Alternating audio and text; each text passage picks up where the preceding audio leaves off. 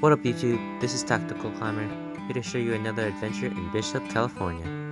So throughout this video, I will be giving you tips on how to climb outside. So this boulder right here is one of the first rocks I got to climb on since I came to Bishop. If you've never been to Bishop, this is an awesome spot for bouldering. As this was my first time coming to Bishop, all I had to do was type in Buttermilk boulders in my Google Maps, and it led me straight here.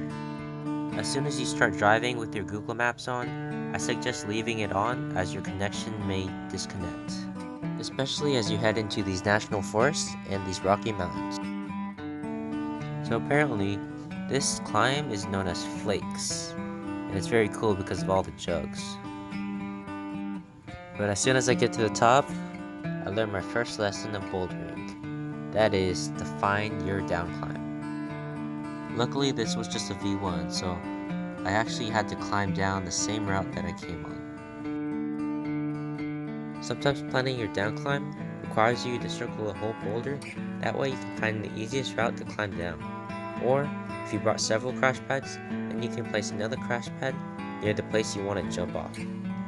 This next boulder is known as the birthday boulder, and the one I'm climbing now is called birthday left, a V0. Luckily I had some people here to spot me, but this brings us to our next tip. Move your crash pad to the crux. Especially if you only brought one crash pad, it may be useful to bring it near the end of the climb. This way if you fall from a greater height, at least you'll land on the crash pad, and if you really need to jump from the boulder, you'll have that crash pad ready for you. This climb was known as the Hunk, and I actually did it on my second try. Luckily I fell at the bottom because I had no idea what the beta was.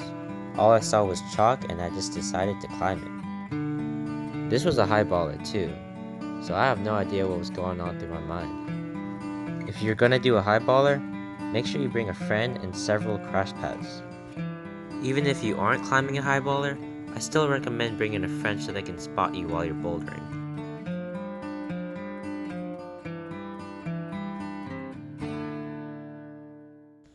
So even though all the chalk gave me a general idea of where to go, I still had no idea how to hold the holds or what type of holds they were.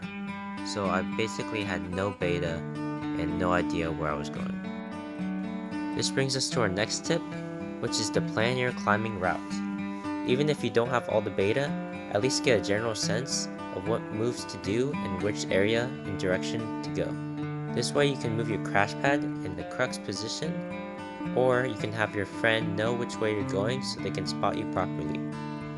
Luckily this climb wasn't too hard for me, but what I should have done was to move my crash pad near the center of the climb. This way I can bail to the right or bail to the left because my crash pad is right there in the center.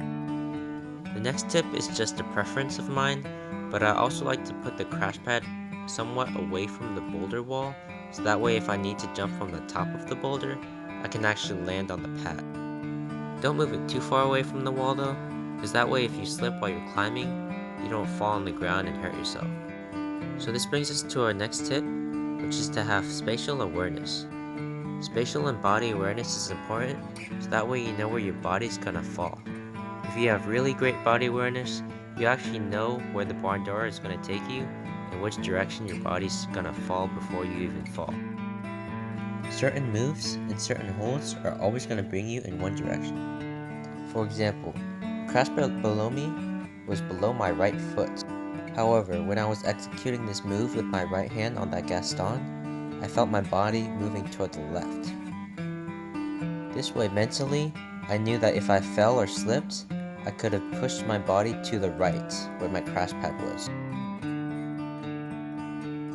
If you're new to Bishop, just know that these boulders can range from 10 to up to 60 feet, and that the hardest known grades are up to V15.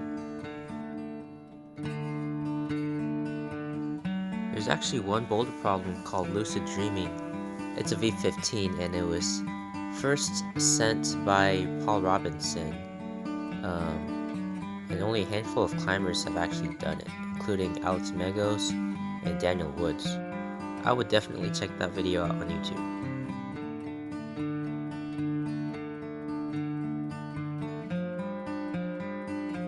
As you can see, these routes can be as long as a sport climb, so make sure you bring your chalk bag with you. I haven't done much rock climbing outside, but Bishop is definitely one of the best rock climbing places out there, especially since once I got there, I knew exactly where the rocks were. There's bouldering everywhere.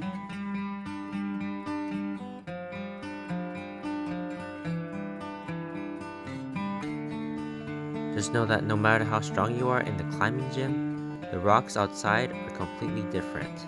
They are rough and sharp. In other words, you may want to bring some climbing tape. This way, if you lose skin, you can still get your day's worth of climbing. Another helpful tip is to bring hiking shoes and sandals. You'll want to bring hiking shoes in case you're looking for a specific boulder and for the hike-in. If you're hopping from boulder to boulder, you'll want to bring sandals so that way it's quick and easy. Ensure you can keep your climbing shoes on, but eventually your feet will get sore. You should try to preserve your feet as much as possible. This boulder right here is called Flyboy, and the climb I'm doing right now is called Flyboyerette V5. Anyways, our last and final tip is to check the weather. Particularly, check to see if it's windy, sunny, cold, or even if it just rained the other day.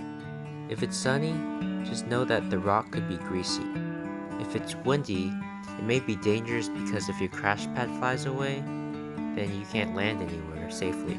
And if it rained, you shouldn't climb on the rock for safety reasons because it could get pretty slippery, plus the rock foundation isn't very stable, and so you can break the rock basically, and then no one else can climb the boulder. And in case you didn't know, cold is actually the best way to climb because your fingers will have more friction on the rock.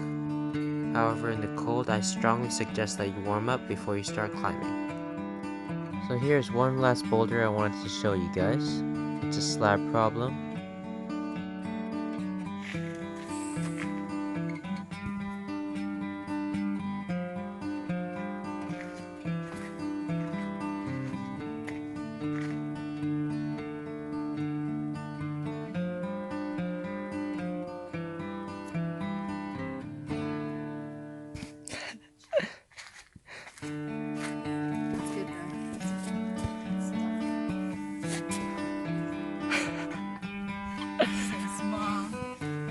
She's stepping on. Okay, we need to She grab it.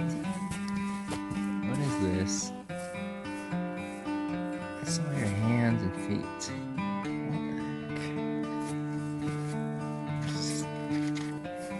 the heck? This is a 0, guys.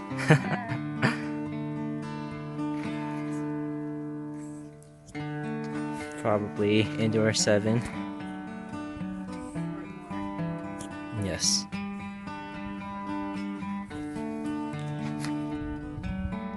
If you liked the video, please give it a thumbs up and subscribe so you can see more content. Thank you, and we'll see you next time.